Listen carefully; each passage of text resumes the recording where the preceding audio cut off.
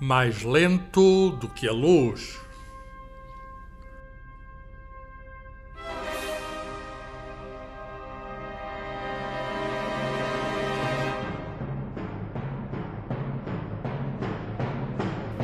Uma conversa sobre ciência, o universo e tudo o resto, com David Marçal e Carlos Filhais.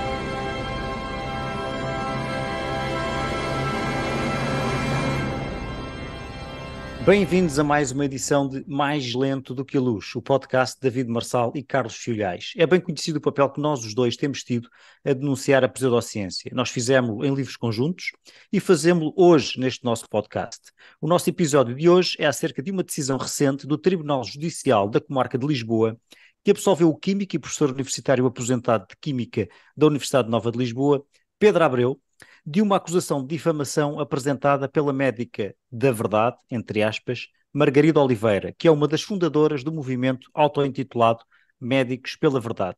O que esteve em causa neste julgamento foram várias publicações de Pedro Abreu em 2020, nas quais desmontava e denunciava a desinformação propagada por Margarida Oliveira a propósito da pandemia de Covid-19.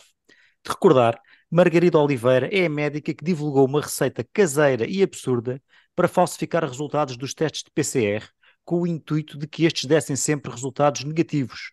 Facto que levou a Ordem dos Médicos a aplicar-lhe uma sanção disciplinar de 3 meses de suspensão de atividade. Para além deste facto particularmente gravoso, Margarida Oliveira propagandeou várias outras mensagens, não só pseudocientíficas como danosas para a saúde pública, tomando uma atitude negacionista que desvalorizou as vítimas da pandemia e desacreditou as medidas de prevenção, fazendo um uso abusivo da sua autoridade enquanto médica. Eu fui testemunha neste processo e Pedro Abreu foi meu professor há muitos anos na Universidade Nova de Lisboa, na Faculdade de Ciências e Tecnologia. O nosso convidado de hoje é Pedro Abreu. Bem-vindo. Ok, obrigado. Muito bem, Pedro Abreu. Foste acusado então de difamação por uma médica negacionista e o processo terminou, eu diria felizmente, com a absolvição. Podes contar, resumidamente, o que é que aconteceu? Quer dizer, do teu lado, que estiveste, enfim, no meio do olho do furacão, o que é que se passou, porque é que se passou e o que é que, se foste ou não surpreendido com esta acusação, o que é que se passou? Bom, na realidade, este foi o terceiro processo de que eu fui alvo por parte dos negacionistas da Covid-19. O primeiro foi o Gabriel Branco, médico do Egas Muniz, foi o fundador dos Médicos pela Verdade. Depois veio um outro de um senhor que tem um site tenebroso em Bruxelas que dá pelo nome do querimigrar.com. Hum. Então têm passado todas estas figuras patéticas do negacionismo da Covid-19 e finalmente o terceiro processo, agora da Margarida Oliveira. Eu aqui gostava de referir que todos estes processos foram arquivados na fase de inquérito pelo Ministério Público. Só que neste último caso, a Margarida Oliveira resolveu então deduzir a acusação particular e foi por isso que o processo foi parar a tribunal. Hum, as acusações que me foram feitas. Bom, só mais uma nota. Os três processos que me puseram são iguais, são copy-paste uns dos outros. Hum. Mas se é certo que as acusações que constam do processo se prendem com os meus posts no Facebook, eu estou ciente que a verdadeira razão pela qual a Margarida Oliveira me pôs o processo foi uma denúncia que eu fiz à Ordem dos Médicos e que levou, o David já referiu há pouco, que levou à aplicação de uma sanção disciplinar, inicialmente foi de 6 meses, depois foi reduzida para 3 meses, porque a senhora não tinha antecedentes criminais. Eu creio que essa terá sido a razão. E a causa desse processo disciplinar foi a tal mesinha que ela divulgou nas redes sociais. Isto foi amplamente divulgado depois na comunicação social. Agora, digamos que o contexto deste processo tem sido o combate que eu tenho levado a cabo desde o início de 2020, concretamente desde março de 2020, foi quando começaram a aparecer as seitas negacionistas, Médicos pela Verdade e outros. E esse meu combate fez, por um lado, por denúncias a nível institucional, na Ordem dos Médicos, fiz também queixas às administrações dos hospitais, concretamente ao Egas Muniz e ao Correio Cabral. Depois, um segundo plano do meu combate foi na comunicação social, onde escrevi vários artigos de opinião no Observador e no Público, e finalmente no Facebook, que é a única rede social que eu utilizo. Só que no Facebook eu optei por um registro, eu não vou dizer humorístico, porque eu não tenho qualquer pretensão a ser humorista. Eu tenho 74 anos, mas considero-me um tipo com um sentido de humor, mas optei por um registro cáustico. E porquê é que eu optei por um registro cáustico? É que as asneiras, os disparates, eram de tal ordem que tudo aquilo que esta senhora disse e escreveu, tem dito e escrito, ela continua a embarcar no mesmo barco. As enormidades eram de tal ordem que eu achei por bem optar por esse registro cáustico, que a senhora depois entendeu serem calúnias e difamações, mas que felizmente o tribunal não considerou esses meus comentários difamatórios ou atentatórios contra a honra da senhora. Não? Pois. Naturalmente Essa, fiquei satisfeito com o acordo, isso é evidente, fiquei satisfeito com o acordo. Não é? olha, falaste do registro de humor. E de facto é um registro natural, não é? Quer dizer, o humor é uma manifestação de inteligência. Mas eu vou aqui ler uma parte da sentença que diz assim: a sua intenção, a intenção de Pedro Abreu, ao fazer as publicações em causa, foi através da abordagem cáustica ou satírica, gozar, entre aspas, fazer humor, também entre aspas. O objetivo foi criticar a mensagem que era veiculada pelo assistente, a tal médica pela verdade, acrescento eu, nunca tendo intenção de lhe provocar sofrimento. As publicações tinham por base declarações feitas pela assistente. E, mais adiante, na mesma sentença, o direito penal não pode ser chamado a intervir cada vez que alguém apelida outrem de burra, maluca, tontinha, Maria Chalupa, maluquinha de arroios. Enfim, agora sou eu que comento. Isto aqui são palavras da sentença, sou eu que comento. De facto, são palavras enfim, porque alguns poderão considerar que são palavras fortes. Será que estas palavras eram mesmo necessárias? Eram as palavras mais adequadas para descrever, digamos, o caso? Bom, digamos que eu optei por algumas figuras de estilo. Eu, eu expliquei isto, tive a oportunidade de explicar no tribunal o sentido dessas palavras. Maluquinha de Arroz.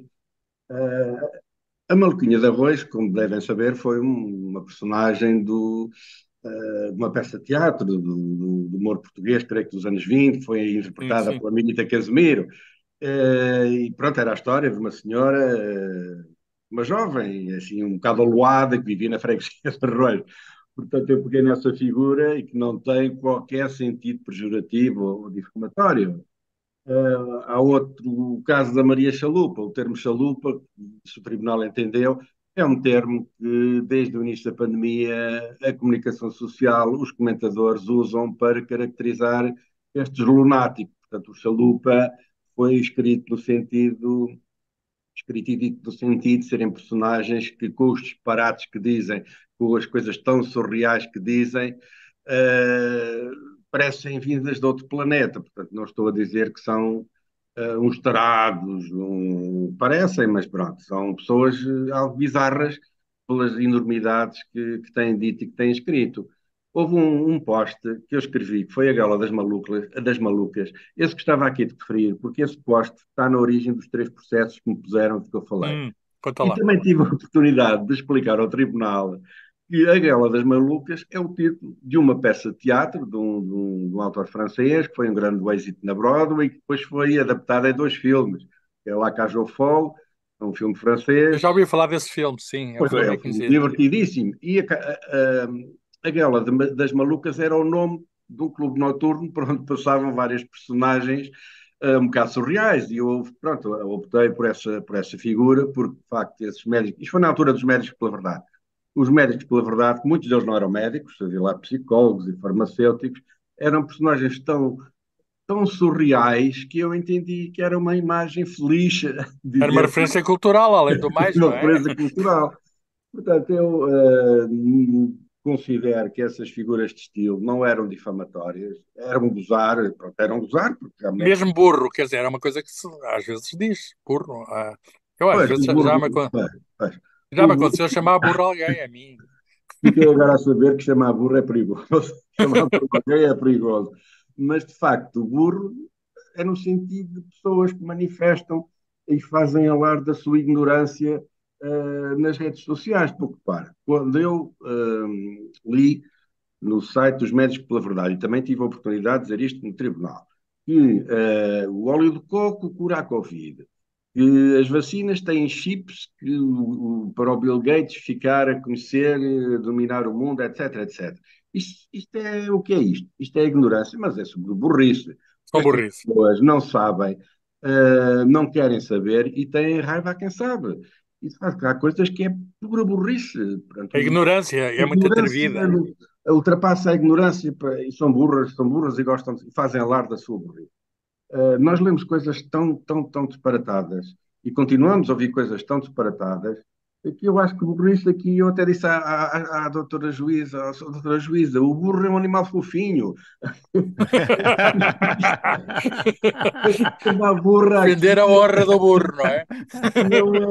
não deve ser considerado um insulto ou uma difamação.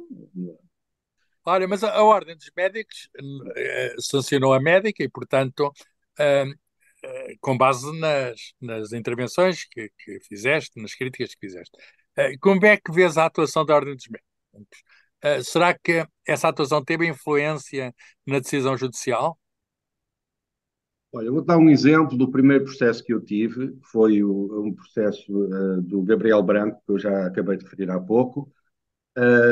Achei graça porque no acórdão do Ministério Público, que resolveu arquivar os autos, eu percebi que a procuradora, era uma procuradora do Ministério Público, foi consultar o processo da Ordem dos Médicos e menciona isso Ah, nos autos. Portanto, foi sem dúvida importante.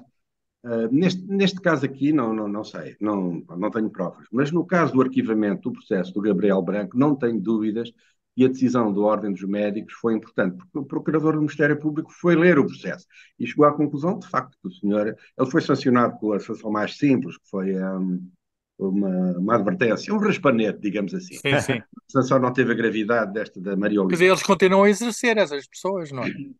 Continua a advertência, não suspende o exercício. No caso aqui da Margarida Oliveira, a suspensão de 3 meses não teve efeitos imediatos porque ela recorreu para o órgão superior da Ordem dos Médicos. Esse recurso não foi aceito e a minha advogada assim, pronto, enviou a documentação ao tribunal Usou o facto, usou esse facto. Não é? a provar que o recurso não tinha sido aceito, só que os recursos podem ir até ao Tribunal Administrativo. E, portanto, estes processos da Ordem dos Médicos podem-se arrastar. A Ordem dos Médicos não tem estrutura suficiente a nível da assessoria jurídica para resolver os processos que tem em mãos. Isto também coincidiu um pouco com as eleições na Ordem dos Médicos. Eu não sei se ela alguma vez realmente suspendeu a atividade ou se isto ainda vai para o Tribunal Administrativo. Portanto, a Ordem dos Médicos não participou no julgamento, ou nenhum representante da Ordem dos Médicos entrou. Foi Não, apenas referida à situação, que é a situação de suspensão, 3 meses, não foi? foi 3 meses. Agora, eu fiquei contente por as minhas denúncias foram a 3 médicos. Foi o Gabriel Branco, foi a Margarida Oliveira e um outro médico, o Diogo Cabrita, que foi testemunha dela neste processo. A Ordem dos Médicos acolheu as minhas denúncias, deu razão e aplicou sanções. Ou seja, as denúncias não caíram em saco roto. E, portanto, Claro. aí, Mas não devia a própria Ordem ter mecanismos internos, estarem eles atentos, em vez de verem o que é que outras pessoas dizem, eles terem órgãos de verificar o que é que se passa, quer dizer, porque aquilo foi público e notório que havia uma médica a dizer enormidades. Uma ou mais Sim, médicos. eu creio que a Ordem dos Médicos esteve atenta no início, quando os médicos, pela verdade, apareceram, e quando apareceram aquelas as mesinhas, aí eles estiveram atentos. Mas eu creio que eles nunca tomaram a iniciativa de desencadear os processos disciplinares. Foi tudo na sequência de denúncias que foram feitas. Aliás, não fui eu apenas que fiz as denúncias, houve Claro. muita gente a fazerem denúncias e houve muitos médicos, não Eu foram acho só que também, eu nós. e o David, acho que dissemos qualquer coisa na altura, porque aquilo de facto é um escândalo. Como é que médicos podem dizer essas coisas? Pessoas que andaram num curso de medicina, que lhes deram um diploma de medicina e dizem coisas contrárias à ciência mais elementar.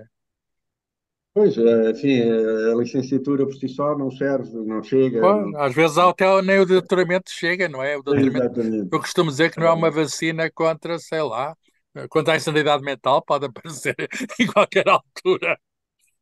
Mas o David conhece muitos casos destes, Sim. enfim, Há vários outros casos em que realmente nós conhecemos, até falámos de alguns nos nossos livros, portanto, há vários outros casos em que partidários da pseudociência acabam por ter esta estratégia e processam os seus críticos. Vou dar aqui rapidamente uns dois exemplos. Por exemplo, há um médico alemão, que é um chamado Matthias Rath, que teve uma atitude absolutamente criminosa. Ele vendia vitaminas na África do Sul para supostamente tratar a infecção por VIH. Isto em substituição dos tratamentos convencionais antirretrovirais e com a conivência na altura do governo sul-africano, que por um lado não tinha dinheiro para comprar os medicamentos, por outro lado tinha uma certa atitude anti-branca, anti-ocidental, e no meio desse caldo os tratamentos que funcionam para a SIDA foram substituídos por tratamentos falsos, não é? Vitaminas para tratar a SIDA, e estima-se que tenha havido centenas de milhares de mortes prematuras evitáveis. E houve um médico, que é também um denunciador da pseudociência, que é o Ben Goldracker, que denunciou este Matias Ratt no jornal The Guardian, e também acabou por ser processado pelo Matias Ratt, também acabou por ser absolvido, mas também foi processado por difamação. Também há um caso muito conhecido que tem a ver com o movimento anti-vacinas, que tem a ver com um médico, com um ex-médico, ex-investigador, o Andrew Wakefield, que foi ele que deu o pontapé de partida do movimento anti-vacinas moderno, que é com a publicação de um artigo científico com dados falsificados, em que científico associava entre aspas, científico entre aspas. científico entre aspas, exato, muito entre aspas, portanto, em que ele associava a vacina tríplice ao autismo, portanto, que a vacina contra o sarampo, papeira o sarampo, papeira e rubéola eram a causa direta do autismo. É um artigo que é uma fraude denunciada, desmontada, agora retirado, e houve um jornalista que teve um papel importante disto, que foi o Brian Deer, que é um jornalista do Canal 4 da BBC, que fez uma série de documentários que mostrou até que ponto o Andrew Wakefield construiu esta fraude científica, falsificando resultados hospitalares e até sendo pago por um escritório de advogados que estava a pedido das famílias a processar os fabricantes das vacinas. Também ele acabou por No ser tribunal. processado pelo Wakefield, também ganhou ao fim de alguns anos, mas a minha pergunta, e também já referiste aqui a alguns casos, há outros casos em Portugal, como é que vês este recurso aos tribunais, supostamente para defender o seu bom nome, por parte de pessoas, enfim, que são praticantes de pseudociência e até charlatães? Bom, Achas que é uma estratégia, digamos, já uma estratégia que já tem escola? não terá escola, mas, por exemplo, posso referir o seguinte: a Margarida Oliveira, quando aqui há umas semanas atrás, foi entrevistada no tal site querimigrar.com, falou deste processo. Então disse que estava muito entusiasmada, tinha a certeza que ia ganhar e que se ganhasse ia ser uma vitória não apenas pessoal, mas ela diz que é da resistência, para o movimento da resistência. Portanto, havia aqui uma esperança em que este processo resultasse. E atenção, atenção, em relação aos tribunais, vou referir o seguinte: o primeiro artigo que eu escrevi no Observador sobre este tema do negacionismo chamava-se As Juízas Aprendizes de Virologia. E prendeu-se com um caso foi muito conhecido nos Açores, num grupo de turistas, que isto foi durante o confinamento, estavam com Covid e foram obrigados a ficar num quarto de hotel. Depois eles recorreram para o Tribunal da Relação dessa decisão e houve duas juízas que fizeram um acórdão baseado cientificamente, entre aspas, em pareceres negacionistas, pondo em causa os testes PCR, etc., etc., para chegarem à conclusão que os testes não valiam nada, havia muitas dúvidas sobre a sensibilidade dos testes e que para as pessoas num quarto de hotel era um atentado contra os direitos, liberdades e garantias. Portanto, da parte dos tribunais, não há, da parte dos juízes, não podemos esperar que haja um grande consenso em relação às decisões que vão contra esta desinformação negacionista. No meu caso, também posso citar o meu caso. O processo passou pela fase de instrução. Portanto, ou seja, a minha advogada não requereu logo o julgamento, requereu o debate instrutório. E eu, no debate instrutório, apanhei uma juíza, por acaso são só juízas que eu estou a ver nesta história, Hum. uma juíza que eu fiquei completamente estarrecido, além de ter sido extremamente mal educada comigo, dedo em punha, de, o senhor não pode interromper enquanto eu estou a falar.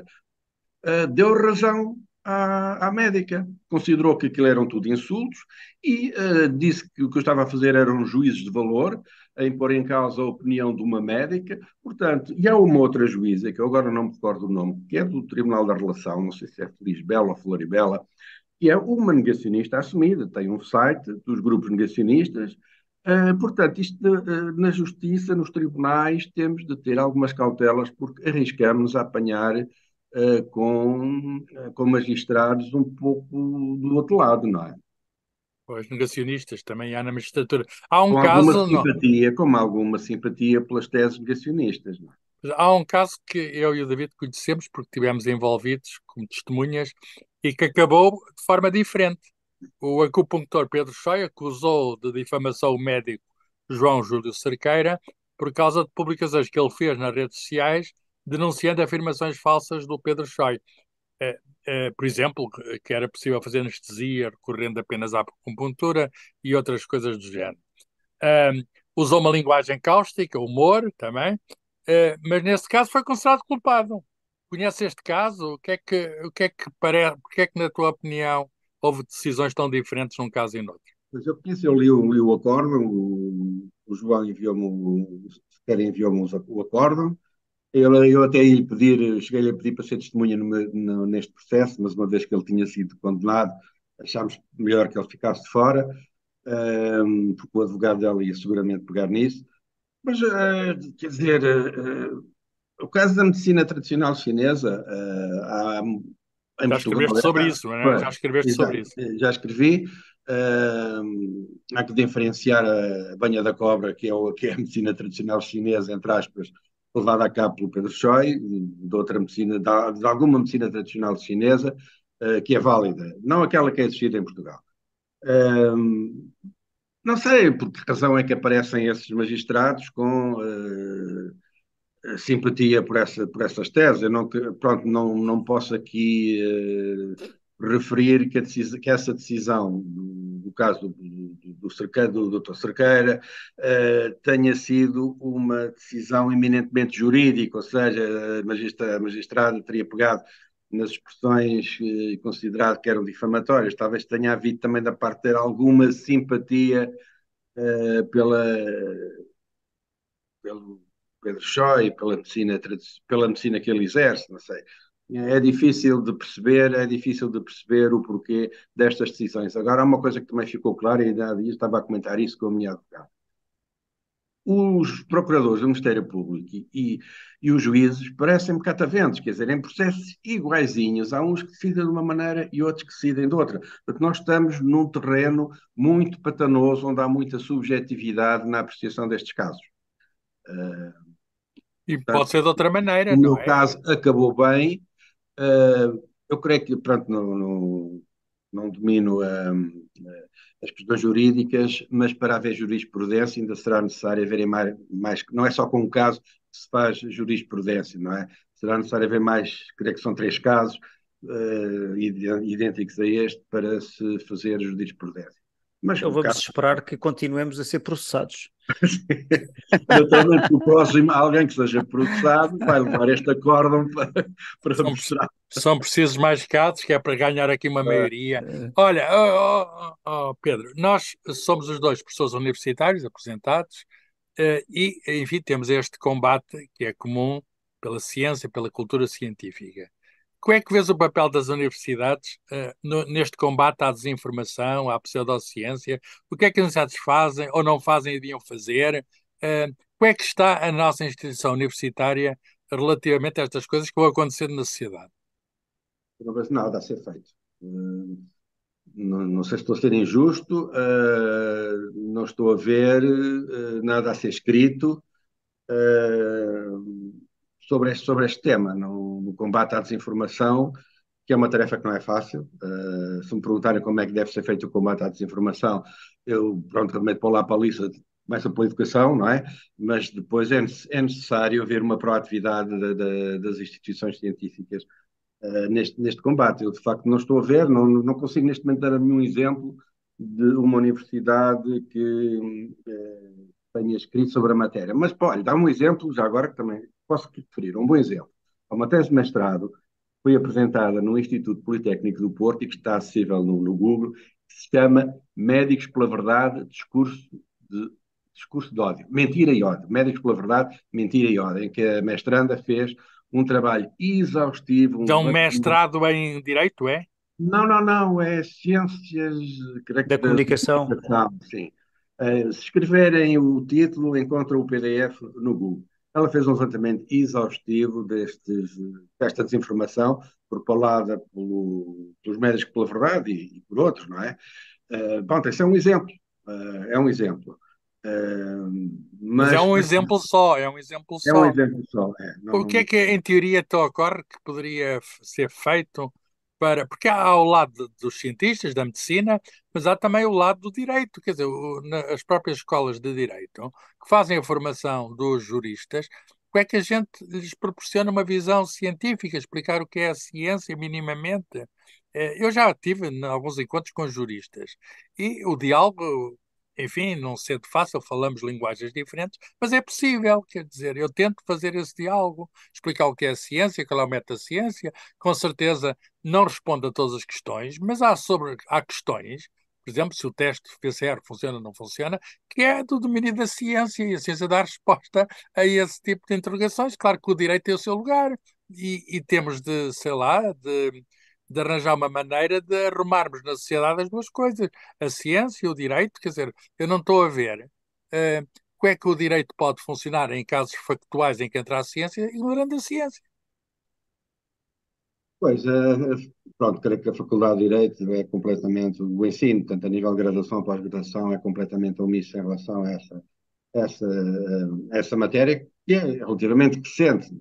Ou melhor, não é tão recente assim. Agora há um eco mediático, há a internet, redes sociais, mas a desinformação sempre existiu. E o David falou há pouco no caso da aconteceu na África do Sul, da SIDA, do HIV, aquilo foi o presidente que sucedeu Nelson Mandela, que era um bico, depois acabou por ser demitido. Ele teve uma política de Estado negacionista em relação ao HIV e à SIDA. Aí Sim. morreram milhares e milhares de pessoas. Teve o ministro da Saúde e ainda há pouco tive a consultar ali os meus papéis. O ministro da Saúde dele que disse que o HIV e a SIDA se curava com azeite, alho e limão. Portanto, a Hum. desinformação, a desinformação científica e negacionista existe desde há muitos anos. A nível das faculdades de Direito, bom, do mesmo modo que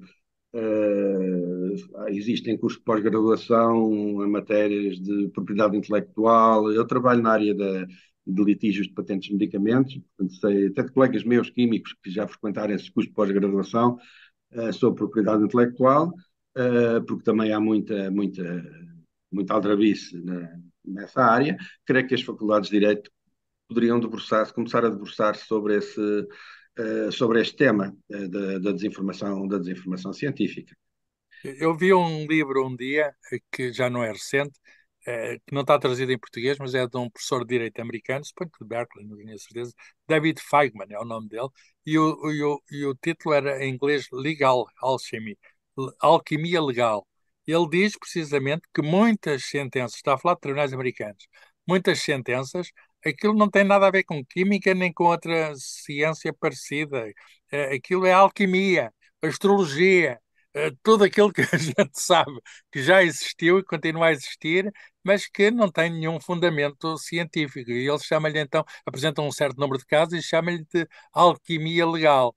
Agora, isto são livros que existem nos Estados Unidos, há lá uma coleção enorme de casos, às vezes, enfim, às vezes são escandalosos, às vezes acontece também nos Estados Unidos, um país muito desenvolvido, temos casos também escandalosos nos tribunais, mas em Portugal eu acho que estamos ainda, enfim, a aprender e temos muito caminho a andar nestes encontros entre ciência e direito.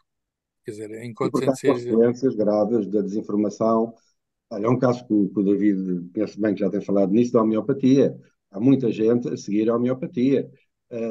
Eu creio que a desinformação começa a ser uma questão de direito, sobretudo pelas consequências graves que tem, e neste caso da Covid, no plano da saúde pública, na propagação de doença contagiosa. Porque, quer dizer, combater uma pessoa que diz que a Terra é plana, nós temos um bocado a tendência, pá, pronto, é um Não faz palerma, mal a ninguém, não faz não mal faz a mal a ninguém. ninguém, mas quando entramos numa área que constitui uma ameaça e um perigo real para a saúde pública, bom, aí passa-se nitidamente a fronteira que entra na área do direito.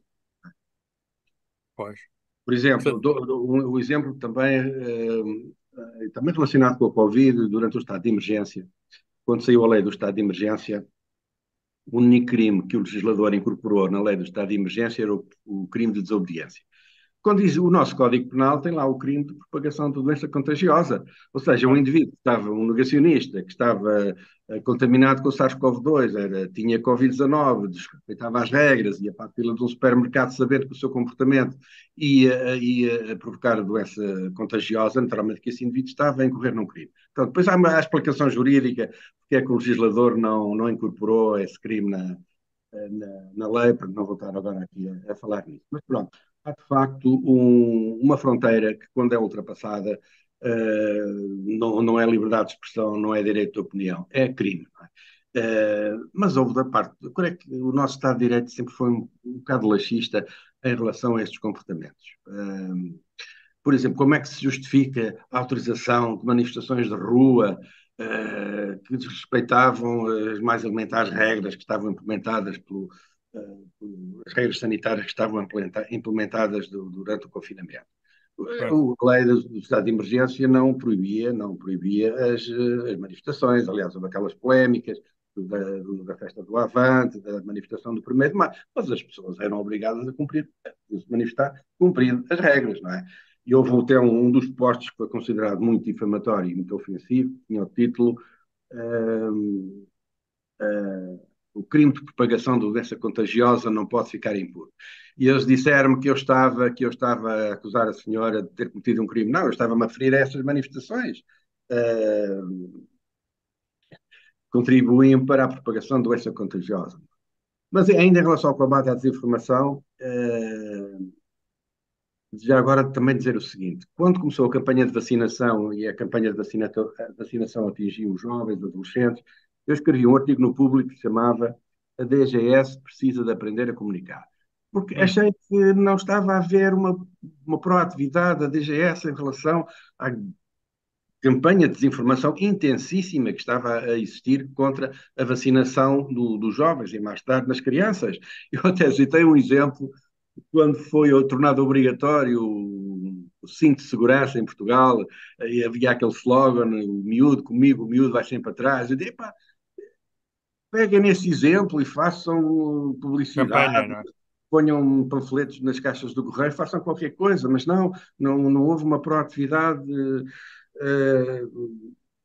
enfim, de uma entidade pública de saúde que devia ter havido em relação à desinformação que estava a ser propalada e em relação à vacinação das crianças, deixa-me dizer que a desinformação em parte teve algum alcance, conseguiu os seus objetivos, não tanto em relação aos jovens, adolescentes, mas em relação às crianças. Houve muitos pais, e também ajudados um pouco por alguns pediatras, que embarcaram nessa campanha de antivacinação. Portanto, aí é uma área onde aí teria sido necessária fazer uma contra-informação muito. Ó Pedro, Muito mas em Portugal a vacinação foi superior à de outros países, alguns mais sim, sim, desenvolvidos que nós. Como é que, bem, sem como é que dúvida. explicas isso? É o facto de ter havido um almirante? Ou... Eu creio que, bom, O aí o vacina Almirante almirante, o vacina almirante. teve a ver com a parte com a parte técnica, estratégica. Bem, eu creio que é um bom exemplo, é uma boa pergunta. Porque é que os portugueses não foram na conversa dos negacionistas em É relação à. engraçado, não é? É uma pergunta que devemos colocar. Nós não somos assim tão cultos Pois, cientificamente, não temos assim tanta cultura científica, não temos mais que da Alemanha nem Inglaterra, e o número de casos negacionistas, citámos alguns, mas não são assim tantos como em outros países. Eles também têm mais gente, não é? Mas há casos lá que causaram impacto e que levou muita gente a não vacinar, por exemplo. exato. Aqui não, aqui nem por isso. Não sei se as pessoas, quando a campanha de vacinação começou, já haviam milhares de óbitos de Covid-19. Se as pessoas começaram a olhar para os números. Chegou cá eh, tudo atrasado, não é? Chegou cá tudo atrasado. Mas também vendo as coisas por outro lado, é extraordinário o poder de comunicação que teve o lado negacionista quando ele não tem qualquer expressão social. As taxas de vacinação em Portugal mostram que o movimento negacionista é um movimento absolutamente residual e irrelevante. Mas, no entanto, tem um impacto e tem uma presença mediática nas redes sociais e não só, que amplifica muito a sua real importância. Portanto, eles revelam, a par da incompetência científica, uma extraordinária competência comunicacional. eu creio Porque que hoje, não sei quais vão ser os próximos passos deste movimento negacionista. Hoje já estamos outra vez com bastantes casos de Covid, cerca de média de 10 casos por dia. Eu creio que houve um upgrade do movimento negacionista em Portugal, já depois de ter começado a vacinação, em que eles passaram para um patamar da violência, da arruaça de rua, física e verbal. Não é? Tivemos, pronto, aquele Chegaram a episódio incomodar o almirante, não foi? em Irante, ah, tivemos mas o manifestações Ferro violentas Rodrigues, no caso do Ferro Rodrigues. Eu achei inconcebível que o Ministério Público não tivesse atuado logo. Eu nem sei em pé que isso está, se chegou a haver processo ou não, acho que não. Houve manifestações de rua violentas, de apoio àquele juiz do Tribunal de Odmira. Portanto, eles aí deixaram de ser os idiotas úteis de extrema-direita, que era no início, para serem a extrema-direita pura e dura. E muitos deles, que é o caso desta médica, aderiu ao ADN. É hoje o Partido dos Chalupas, não é? Ela é a conselheira para a ciência do ADN. O juiz de Odmira, que tem um site nazi, mesmo propaganda nazi, propaganda antissemitista, foi a secretário-geral do ADN, depois saiu. Portanto, estes grupos hoje não são só apenas de grupos de informação científica, são grupos perfeitamente alinhados numa estratégia de extrema-direita, é? Para provocar o caos, os apelos ao desrespeito, à desobediência civil. Então, há hoje uma componente ideológica que não era discernível nos primeiros tempos dos Sim, a negacionistas. ligação digamos, a uma extrema-direita é nítida, e no mundo em geral, não é apenas aqui. Olha, estamos a aproximar do fim. A questão dos média. Tens artigos no Observador, no Público, eles foram publicados. Como é que vês o papel dos média nisto tudo? Eles podem fazer mais, podem fazer melhor? Sem dúvida. Aí o David Marçal conhece melhor o meio do jornalismo científico do que eu. Parece-me que há poucos jornalistas de ciência especializados em ciência. especializados que consigam passar a mensagem sobre os mais diversos temas. Eu, por acaso, quando me mandei a documentar para alguns dos artigos que escrevi, apanhei um site, creio que era de uma universidade canadiana, onde o departamento de jornalismo dessa universidade tinha cursos de pós-graduação destinados a cientistas, sobretudo jovens cientistas das mais diversas áreas, para que eles conseguissem fazer passar a mensagem científica à população. Não é fácil transformar um tema científico difícil, fazer passar esse tema à população. Eu creio que tirando o público, o Observador também publicou, o público Observador também são de áreas, enfim, diferentes, mas tinham um ou dois jornalistas da área científica, mas Há eu qualquer creio que coisa no Expresso, há há qualquer coisa no muito, Expresso, não é? Mas mas podíamos ter mais e melhor jornalismo científico, mas temos algum, temos algum. era preciso apostar um E, pouco nessa área. Eu devo dizer que, em relação ao Observador, que não posso, pronto, o Observador tem um projeto ideológico, é evidente, e deu muita atenção, porque o Observador deu muito palco aos negacionistas, sobretudo a médicos negacionistas. O primeiro artigo que saiu no Observador eh, de um médico, foi do Tribolé, de Abreu, um médico do Hospital de Évora, que foi condenado ao uso de pulseira eletrónica por ter violado o confinamento. Saiu, o artigo foi publicado em março de 2020. Foi o primeiro artigo que apareceu no Observador. Depois veio o artigo desta Margarida, veio o artigo de outra Margarida Abreu, que era a mulher deste Tribolé, veio também um artigo do Gabriel Branco e muitas vozes ligadas ao partido da Iniciativa Liberal. Pronto, não, é bom que se diga que muito, tinha um projeto que era, se não me engano, 21, Portugal 21, fizeram vários colóquios, nomeadamente com um senhor que tem hoje aí um site digital tenebroso, que é o Página 1, que dá pelo nome de Pedro Almeida Vieira, que é também o porta-voz hum, dos negacionistas. Portanto, aí o Observador teve pronto, lamentavelmente, teve um papel de divulgação do negacionismo, mas honra-lhe seja feita, nunca vi artigos meus serem recusados. E uma eu das tenho minhas. lá um podcast na Rádio Observador e aquilo sempre puseram o que eu disse. Agora, Na Rádio atenção, Observador. depois vamos ler os comentários dos leitores. Aí, meu Deus. Ah, pois, mas isso, Oh, enfim, temos neste mundo. David, foi uma conversa. Não sei se tens mais alguma pergunta ao nosso convidado. Não, penso que é agradecer ao nosso convidado, o Pedro Abreu, e despedir-nos até ao próximo episódio do Mais Lento do que a Luz. Muito obrigado, Pedro. Ok, obrigado pelo convite.